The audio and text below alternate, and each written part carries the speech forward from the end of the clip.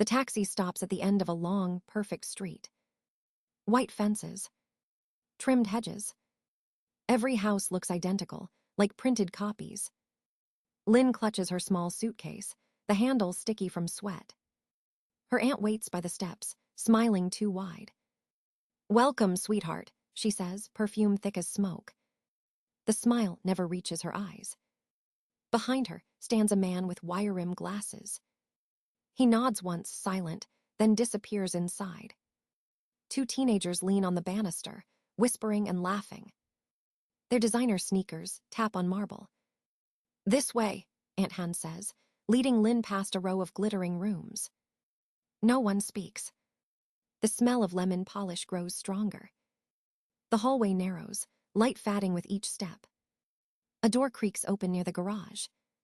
"This will be your room." The space is small and cold. Concrete floor. One thin bed. A single bulb hangs from a wire. "We made it cozy," Han adds with false cheer. "Family discount, $4 million a month." Lynn blinks, unsure she heard right. "Rent. For a storage room." Her aunt hands her a folded sheet. "Rules are simple. Curfew at 9. No guests. Utilities not included." The teenagers snicker as they walk away. Their laughter lingers like perfume. Lynn sets her suitcase on the floor, the sound echoing too loudly. Her phone shows no messages. Her mother hasn't texted once. She unzips the bag and finds her father's watch wrapped in an old scarf.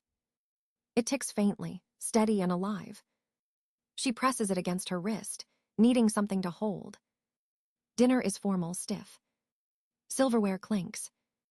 Her aunt cuts her food into perfect cubes. "You'll start school on Monday," Han says. "Min and Thao can show you around." Min shrugs without looking up. Thao scrolls through her phone, nails painted silver. Lynn forces a smile that feels foreign. The air tastes like disinfectant. Later, in her room, she lies awake staring at the ceiling. The bulb flickers, shadows twisting across the wall. Outside, the rain starts, steady and cold. She thinks about her father's voice, soft and sure. "They can't take your spirit unless you let them." Her chest aches. She pulls the blanket tighter, breathing through the silence. In the corner, something catches her eye, a drawer left slightly open. Inside lies an old photograph, edges curled with age. Two young men smile at the camera. Her father, and the quiet man with glasses. Uncle Kong. The discovery feels like a secret meant for her alone. She tucks the photo under her pillow, heart beating fast. Downstairs, laughter rises again, sharp and bright. She closes her eyes, whispering to the dark. "I'm still here." The rain answers, drumming softly against the glass. And for the first time that night, she lets herself cry. Morning begins before the sun. Lynn ties her shoes with shaking hands. The bus ride to school smells of diesel and rain. Students chatter, laughter sharp as glass. No one sits beside her. At lunch, she eats behind the gym, a sandwich gone stale. Her phone stays silent, battery almost dead. In class, the teacher calls her name twice before she looks up. Numbers blur on the whiteboard. Her head feels heavy, her stomach hollow. After school, she changes into her uniform behind the gas station. The neon lights buzz, humming like trapped bees. Customers drop coins without looking at her face. She thanks them anyway. At midnight, she walks home, shoes soaked in puddles. The house is dark, silent. Her room smells of detergent and loneliness. She counts the money in her pocket. 127,000 dong. Enough for 2 days of food. She hides it inside a sock under the bed. Sleep never comes easy. Dreams blur with memories of her father's laugh. By morning, exhaustion clings to her skin. Her aunt greets her with a list of chores. Laundry at 7. Dishes at 8. Don't be late for school. Min leans against the counter, sipping juice. "You missed a spot," he says, smirking. She ignores him, scrubbing until her hands ache. At school, someone whispers, "Charity case." Laughter follows her down the hallway. She keeps walking. During physics class, her eyelids drop. "Miss Lin," the teacher snaps. "Care to explain Newton's law?" Her cheeks burn. The class laughs again. Later, in the library, she hides between dusty shelves. The silence feels like mercy. She solves equations on scrap paper, her pencil trembling. A granola bar appears on her desk. Her science teacher smiles faintly. "Brain food," she says and walks away. Kindness feels strange, almost painful. At the grocery store, the manager nods toward the time clock. "Double shift tonight." Lynn nods. Anything to keep busy. By the time she gets home, it's past midnight. Her aunt waits by the stairs. "You use too much electricity," Han says coldly. "We'll deduct it from your pay." Lynn opens her mouth, then closes it. Arguing would be useless. Later that night, she searches the office for her missing notebook.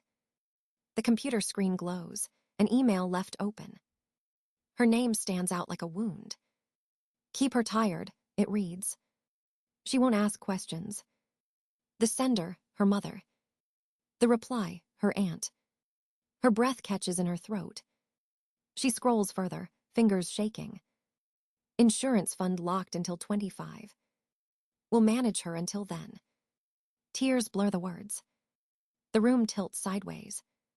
She presses a hand against the desk to stay upright. Down the hall, laughter drifts from the kitchen. She turns off the monitor, heart pounding. In her pocket, her father's watch ticks softly. Its rhythm steadies her breathing. By dawn, her decision is clear. She packs a small bag, counts her savings again. The house sleeps. She slips out the back door, silent as air. The streetlights flicker overhead. When the cold wind hits her face, she doesn't look back.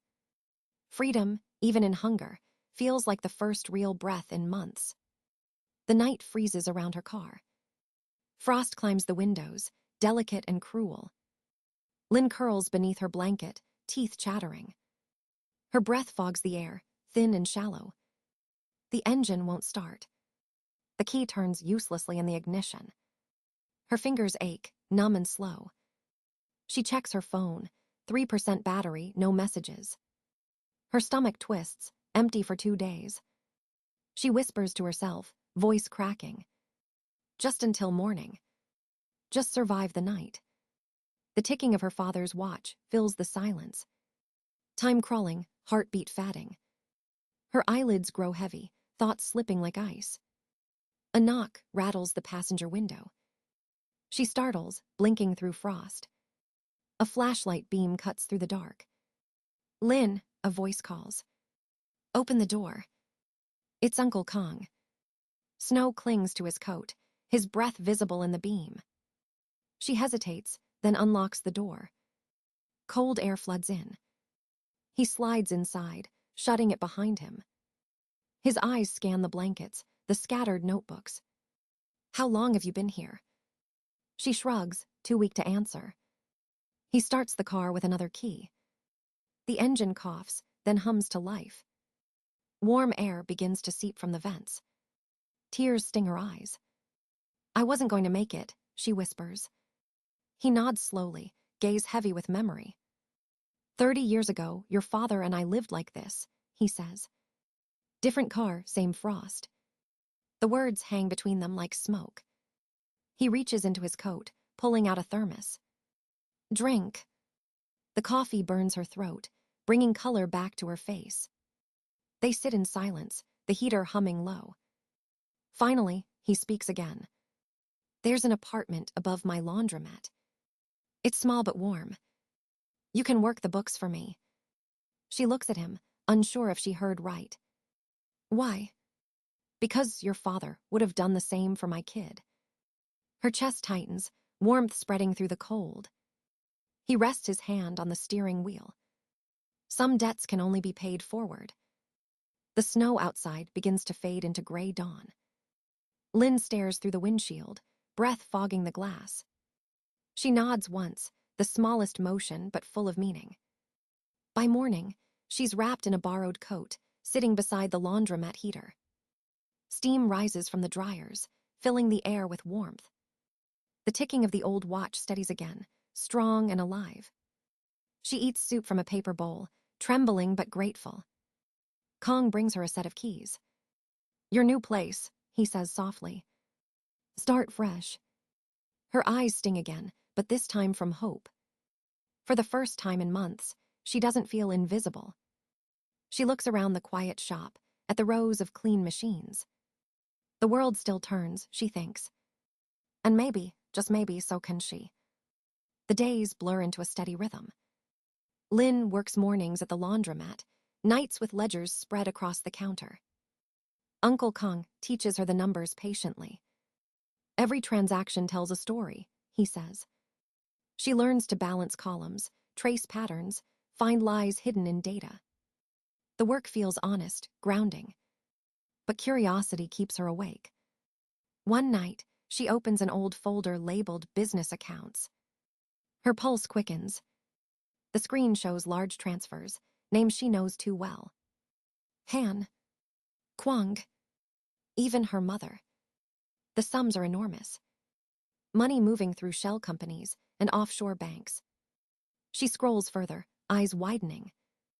A payment labeled Education Trust. The same fund, meant for her father's insurance. Her throat tightens. They didn't just take her future.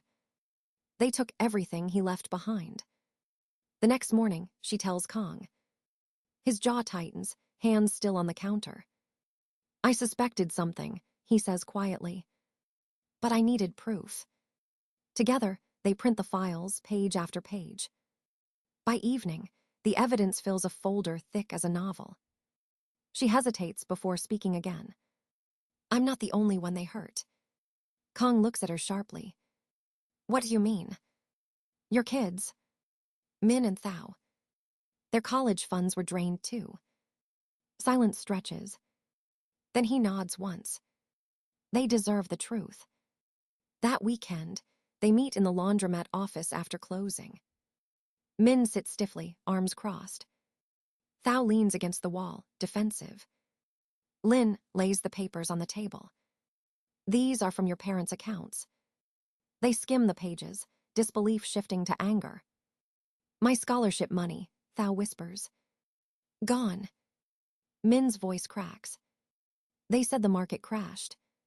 Kong exhales slowly, the sound heavy with years. "They lied to all of us."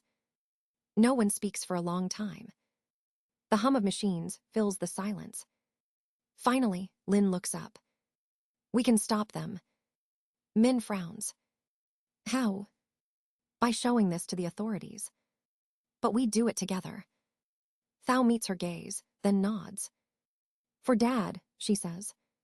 "For what they took from us." Over the next 2 weeks, they gather proof. Emails, bank statements, voice recordings.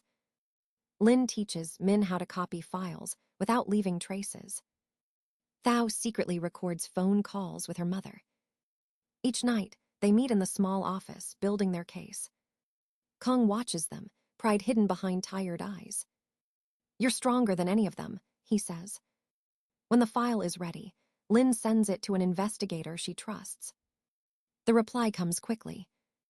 Enough evidence for fraud and embezzlement charges. Relief floods the room. They wait. Days stretch into nights until the call finally comes. Warrants issued. Arrests scheduled for Friday.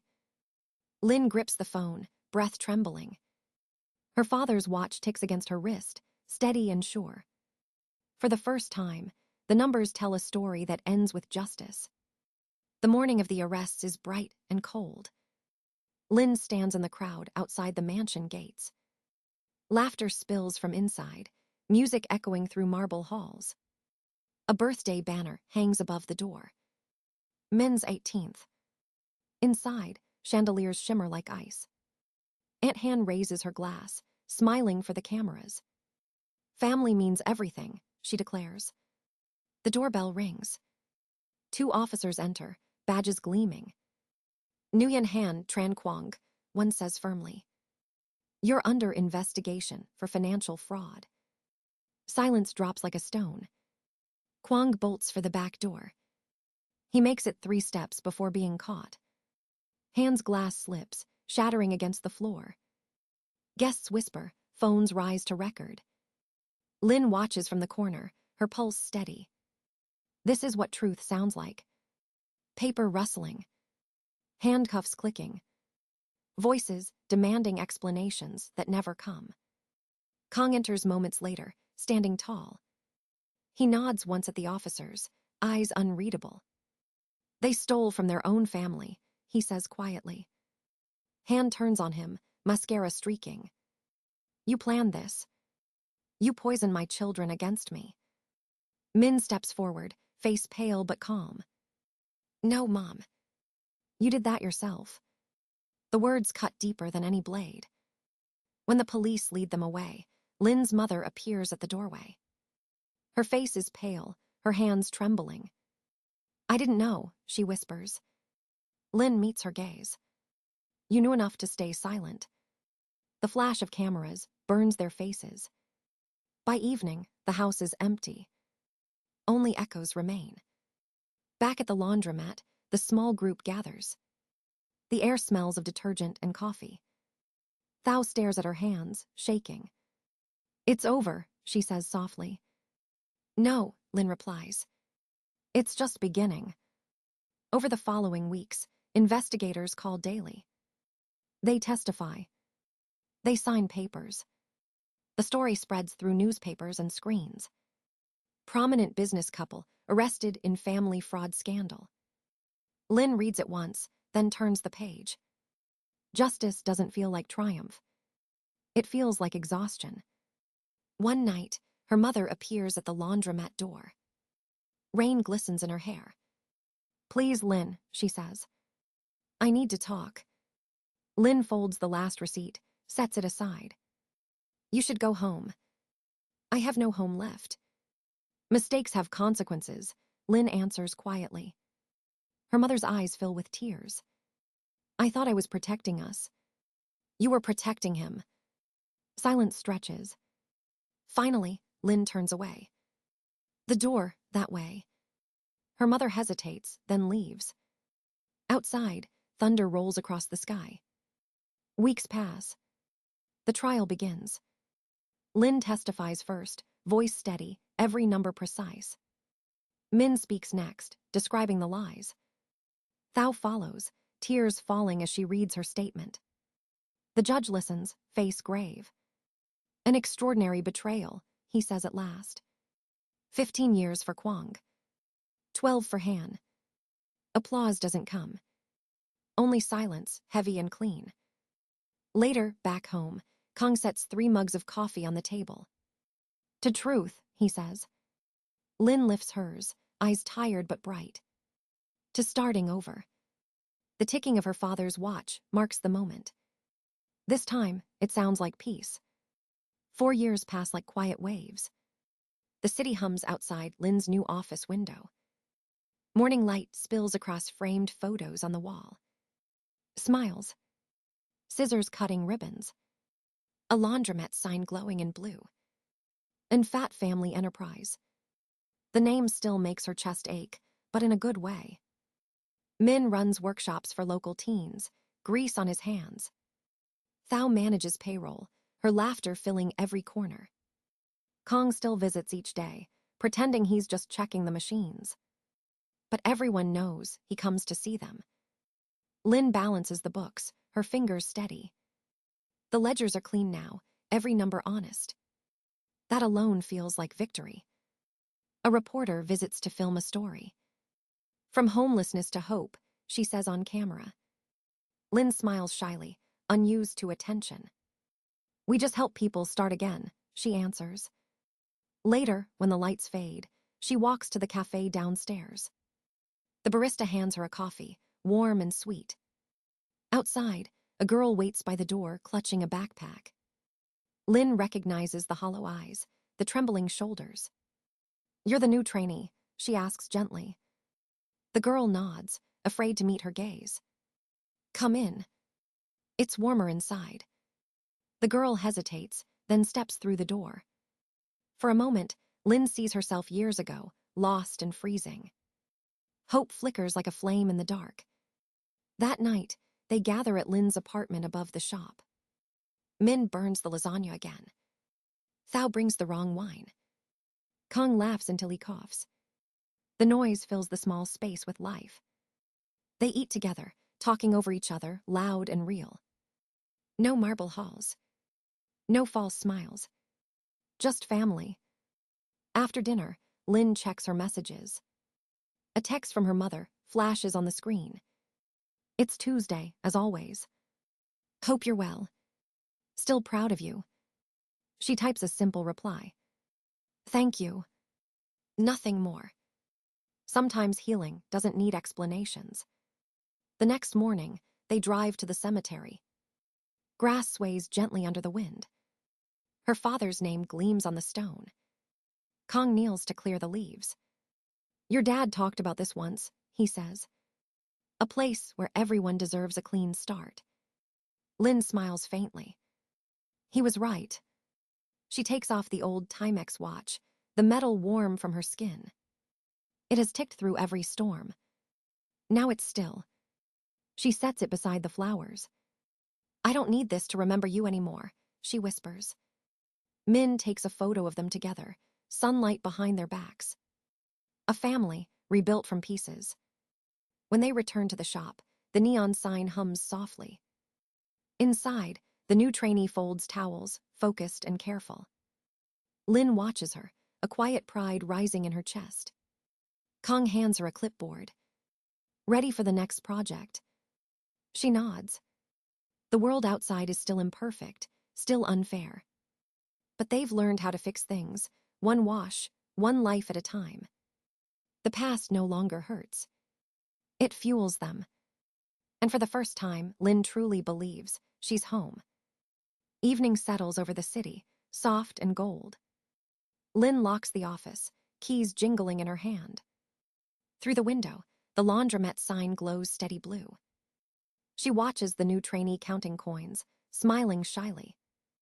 The sound of the dryers hums like a lullaby. Outside, rain begins to fall, gentle and clean. She breathes it in, the scent of soap and hope. For years, she carried pain like a secret weight.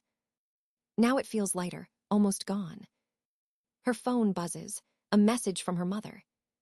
Dinner soon. Lynn stares at the screen, then types, yes. One word, small but enough. She steps into the street, rain misting her hair. Behind her, laughter rises from the cafe below. Min arguing with Thao, Kong humming an old tune. Her family, not by blood but by choice. At the corner, she glances back once more. The blue light reflects in the puddles, endless and bright. Her father's voice echoes softly in memory. They can't take your spirit unless you let them. She smiles, whispering to the night. They never did. Then she walks forward, the city glowing before her. Every step steady. Every heartbeat free.